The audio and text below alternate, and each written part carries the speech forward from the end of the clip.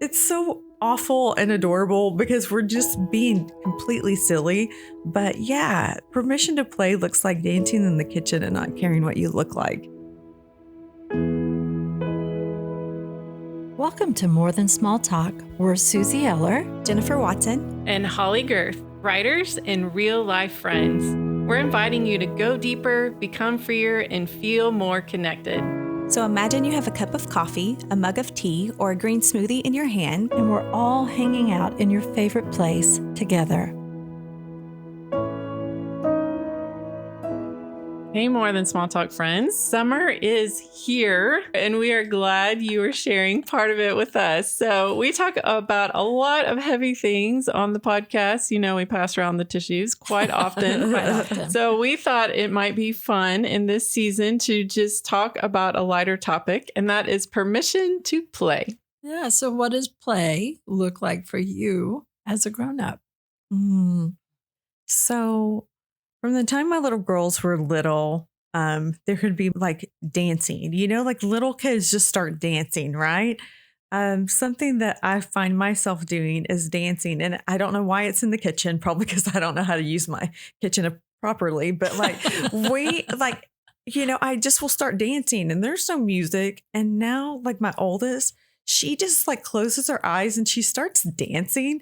And it's hilarious because she's always been so serious. But like as she's gotten older, she's been more prone to play than she ever has. And just the playfulness of, doing life together. And she always dances with me. Yeah. It's never like, oh my word, Mom, stop.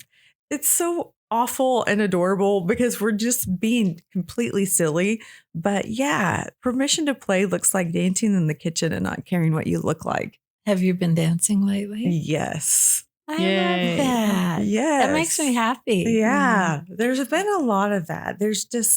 I'm coming into a season that feels really, really beautiful.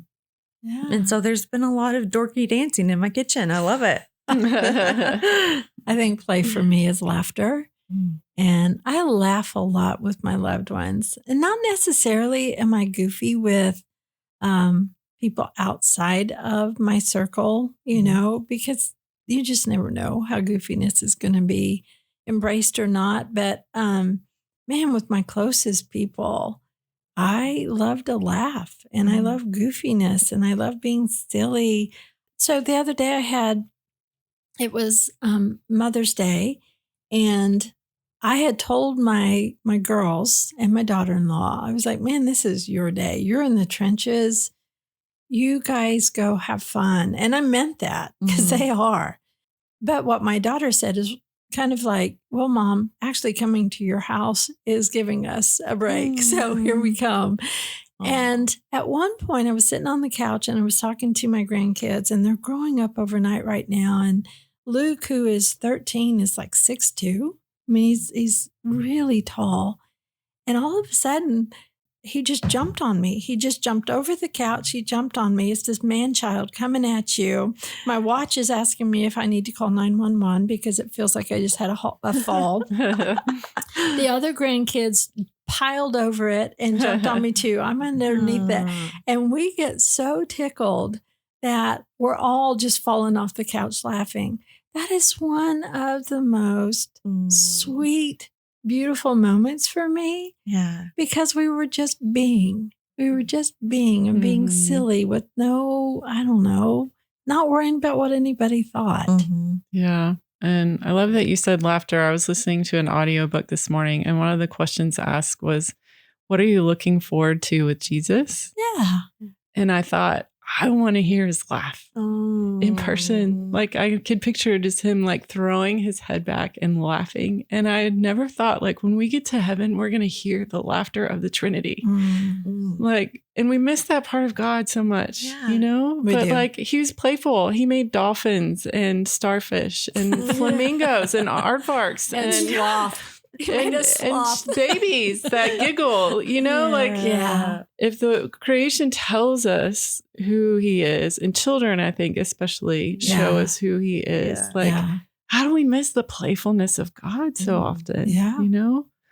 So if you're a long-term listener, I think you might remember a few years ago, my word of the year was mini adventure. Yes. And I was thinking that is play for me. So a mini adventure is like I have a running list in my phone of like restaurants I want to try in our area, little walks I want to go on, like exploring something new. Last weekend was Mark's birthday. So we went to Kansas City and I researched and found like little places I thought he would like that we'd never been.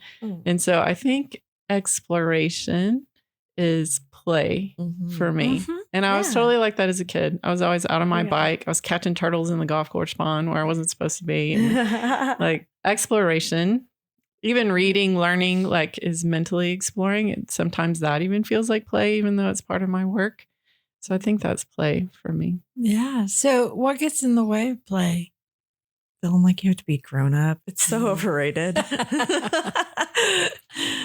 Yeah. And I think seasons get in the way of play. I mean, Yeah. there's when your life is just so busy and so overwhelming, it can be hard.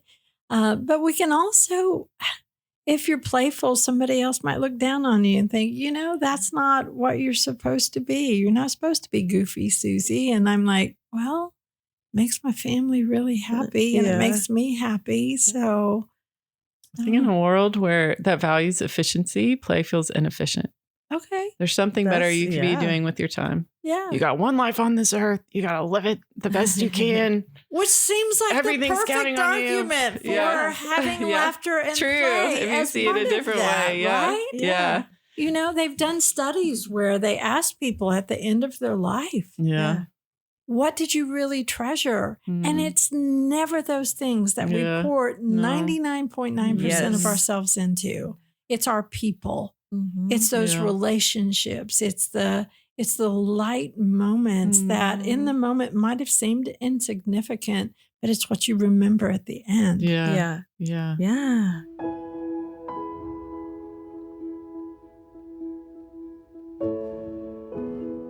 Hey, friends, we hope you're enjoying this conversation about play. And we wanted to invite you to come hang out with us on our Facebook page.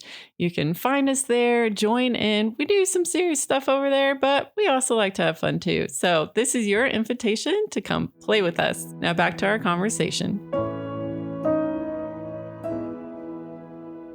And it makes me think there's a quote, can't do it exactly, but it's from C.S. Lewis' Screw Tape Letters, where it's an older demon training a younger one to mess up this guy's life. So I remember him saying, do not let him indulge in his hobbies because there's a self-forgetfulness to that I do not trust. Ooh. So when we play, we forget ourselves. Yeah. It's probably one of the most selfless things we do. Yeah. When your people were piled on top of you, you weren't worried about, you were just in the moment loving that release of ego. Yeah. I think is a really beautiful, dangerous thing. So one of the things that the grandkids do, and I'm just outing them on this episode because I love it about them, is when they come over to my house and it's a big event and they're all there, like Easter or Christmas or whatever, they will bring in, and I don't know when this started, but they'll bring in something little and completely blast my house with it. So, for example, one time when they came, I started looking around and I could see these baby ducks everywhere. I mean, everywhere. I found, and for the next several months, I found baby ducks in my underwear drawer. I found baby ducks in the light fixtures. I found them in the medicine cabinet. Easter, they completely played my house with baby Jesus.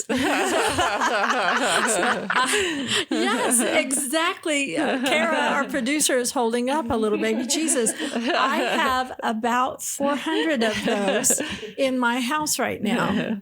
And so somebody came over the other day, a friend of mine, and she was just going to hang out for a while. And anyway, she started looking around and she said, do you know that you have baby Jesus all over your house? It's a miracle. I had no idea. I do. I finally got all the ducks out and now we have baby Jesus. But that playfulness, but you know what makes me happy about that is they know that I'm going to play too. Yeah. Because I started after we had eaten, I looked around and it was like, oh, there's a baby Jesus on the fireplace. Oh, there's one on the light fixture. Oh, look there on the picture. And they're over there just laughing and giggling. And I love that. I think playfulness is a gift. I don't think it's something that is a waste. And I think that it can make life joyful. I really do. Yeah. I read a book years ago called Play, How It Shapes the Brain. Uh-huh. And I think I shared this story when we were prepping for this, but they're back at NASA, they were having problems because they had all these like engineers who on paper looked great. Like they had all the right credentials, but they couldn't creatively problem solve in the moment. Yeah. So when they interviewed people, they started asking them, tell us about how you played as a child. And they started hiring the people who played the most. Yeah. Because they had the ability to creatively problem solve. Yeah. So I'm like, that's NASA, you know? And so what we see is like, oh, you know, maybe I could be doing something better with the time. And especially in our world, like being able to creatively problem solve is a skill that we all need. Yeah. So as somebody's going forward, if they're saying, like, for example, you know, I was on my own at 17. I worked 2 jobs through high school. My work ethic was a big part of my identity. And it still is. It's something I actually have to temper. But if somebody's saying, I don't even know how to play, I don't know what that looks like, where do we start? What would you say, Jennifer? Because you've been in ministry for years. Go back to what you love, you know, like go back to, I do think like, you know, adulthood is so overrated, but like we lose that playful side of ourselves. But when we go back to that, like there's so much joy and there's like, I feel like it just kind of gives you the fuel to like do, you know, the mundane things or the hard tasks of life. So I really do feel like returning back to that childlikeness that we think that we have to forfeit to be good adults. It's super fun. Just rediscovering joy that we've lost along the way. And it doesn't have to be fancy. It's not fancy. You know, you were a dancer. Dancing is in your love language, but you're dancing in your kitchen. Yeah. That's not fancy. No. But that's still joyful and is. Playful. Yeah. And it's just remembering that fun girl is still there. Yeah. You know, that fun creative side of me that love to do choreograph dances and routines and all those different things and teach them to people. Like now it's dorky dancing in my kitchen and it's just as great, you know, as this big finale in jazz hands at the end, you know? So it's just, I think rediscovering what you love. What do you think, Holly? I think that asking, you know, what did I love to do when I was 10? Okay. Mine is still pretty similar. Read, be outside, chase turtles and or a good restaurant. Like, you know, it really hasn't changed that much. So I think watching, like engaging with animals or children, people or animals who know how to play well. You know, Karen and I trade cat videos daily on Instagram for that very reason. So there are plenty of funny videos out there these days that could make you laugh. Sometimes I'll just watch something random just to lighten things. And I wonder too if we reframe play as a spiritual discipline. Okay. Because Jesus said, unless you become like a little child, you won't enter the kingdom of heaven. And children play like it's their job. Because it is.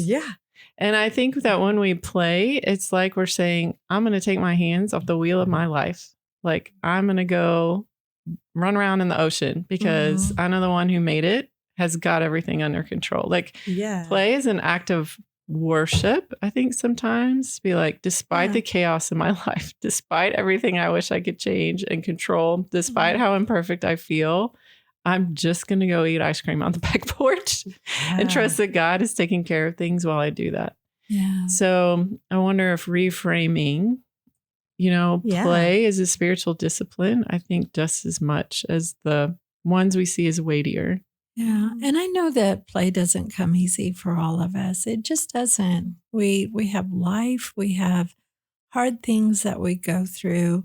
And the last thing I would want is for anybody to feel pressure to add play to your life. But what I would say is that you're worthy of laughter. You're worthy of moments of joy. And if there's something that can feel playful in your relationship with someone you love, or in your relationship with God, in your kitchen, when you're taking that walk. Don't be afraid to embrace that joy and find playfulness in it, because you're worth it. And that's it for today's episode. Thanks for going deeper, becoming freer, and connecting with us. More Than Small Talk is a part of the KLRC Podcast Network and is produced by Kara Culver. Show notes and resources are available on the More Than Small Talk page on klrc.com. You can also join us in our Facebook group. Subscribe to More Than Small Talk on your favorite app so you won't ever miss an episode.